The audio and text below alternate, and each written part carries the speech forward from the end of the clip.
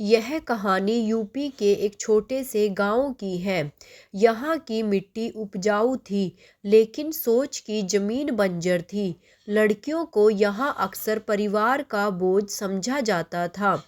ऐसी ही रूढ़िवादी सोच वाले माहौल में अंकिता नाम की एक लड़की रहती थी। वह गरीब किसान परिवार की बेटी थी। अंकिता के पिता राकेश यादव एक छोटे किसान थे। उनकी कमाई इतनी कम थी कि परिवार का पेट भरना भी मुश्किल होता। माँ अनीता दूसरों के कपड़े सिलकर घर की मदद करती। उनके पास ज़्यादा कुछ नहीं था, लेकिन सपनों की कोई कमी नहीं थी। अंकिता का सपना डॉक्टर बनने का था। उसने अपने बचपन में देखा था कि कैसे उसकी छोटी बहन बीमारी के इलाज के अभाव में मर गई थी। यह घटना उसके दिल में हमेशा के लिए छप गई। वह अपने गांव की महिलाओं और बच्चों के लिए कुछ करना चाहती थी। अंकिता शुरू से ही पढ़ाई में बहुत तेज थी।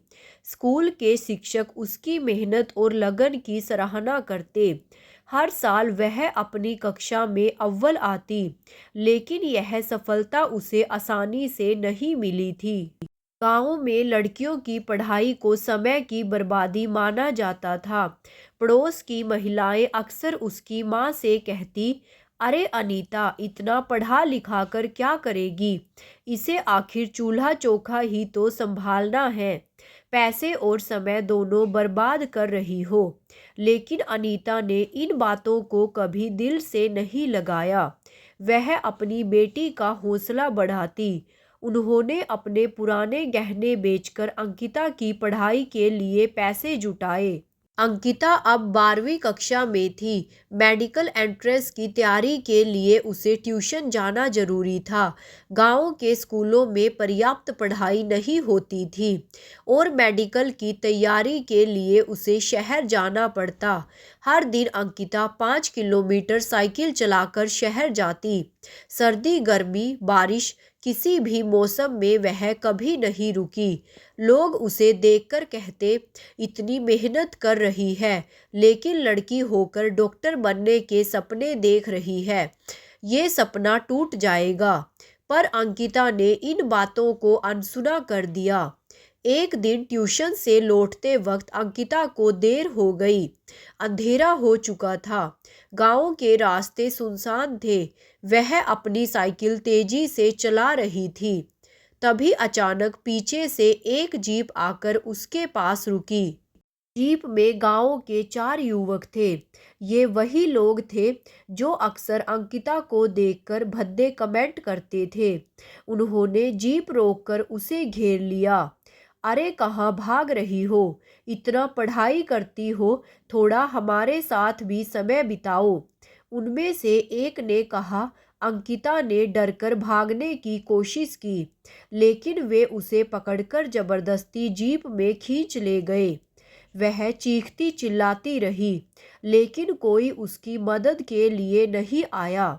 उस रात उन दरिंदों ने उसकी मासूमियत को रौंद दिया।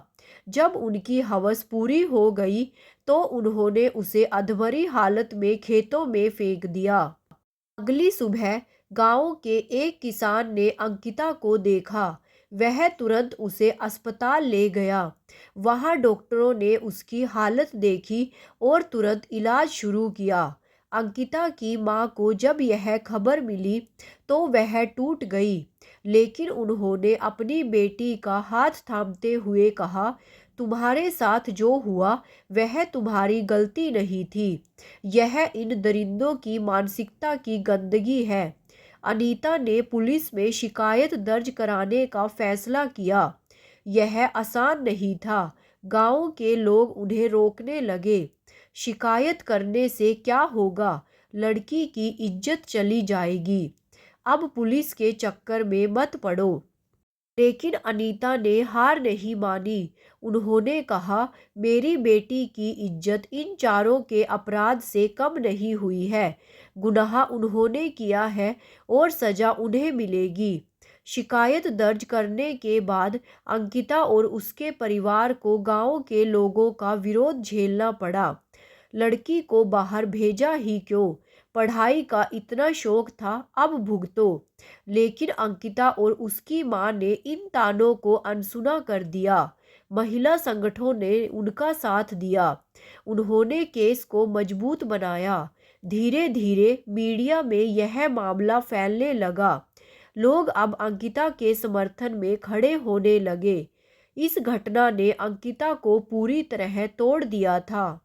वह कई दिनों तक कमरे में बंद रही। उसकी किताबें धूल से भर गई थी।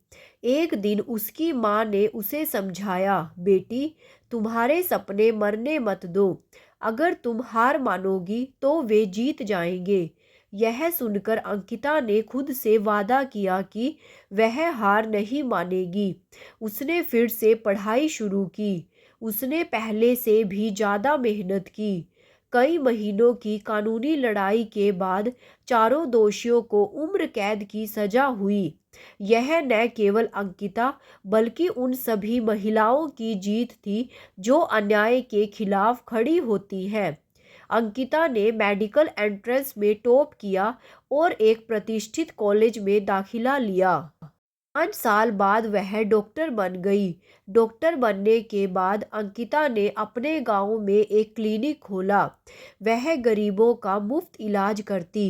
वही लोग जो कभी उसे ताने मारते थे अब उसकी तारीफ करते नहीं थकते। हमारी बेटी ने हमारे गांव का नाम रोशन किया है। अंकिता की कहानी उन सभी लड़कियों के लिए प्रेरणा है जो संघर्षों और रूढ़िवादिता का सामना करती है। यह कहानी दिखाती है कि अगर समाज का हर व्यक्ति बेटियों का साथ दे तो वे हर बाधा को पार कर सकती हैं।